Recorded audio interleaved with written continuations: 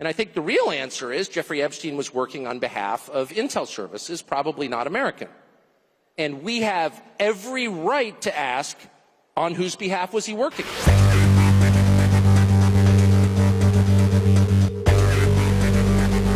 Are you still talking about Jeffrey Epstein? This guy's been talked about for years. That is unbelievable.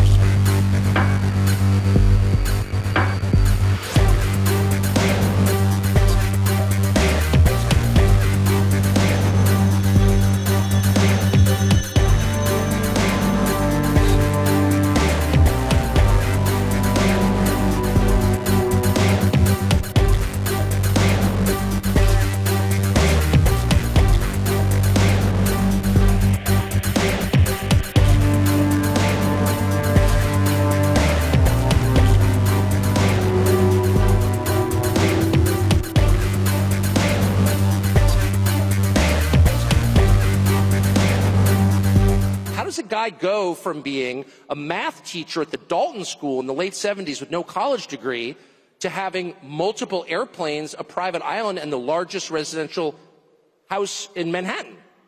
Where did all the money come from? And no one has ever gotten to the bottom of that because no one has ever tried. And moreover, it's extremely obvious to anyone who watches that this guy had direct connections to a foreign government. Now, no one's allowed to say that that foreign government is Israel because we have been somehow cowed into thinking that that's naughty. There is nothing wrong with saying that. There is nothing hateful about saying that. There's nothing anti-Semitic about saying that. There's nothing even anti-Israel about saying that. I've spent my entire life pretty much in Washington, where I knew and loved a number of people, including one very close person who worked at CIA.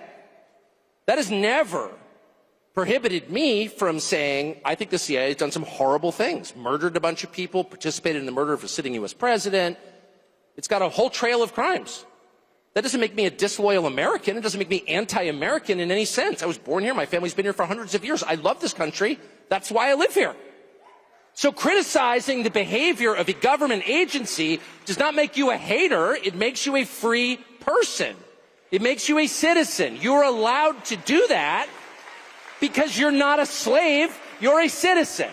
And you have a right to expect that your government will not act against your interests, and you have a right to demand that foreign governments not be allowed to act against your interests.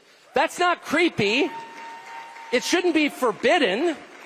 And yet all of us have trained ourselves to believe that you can't say that somehow.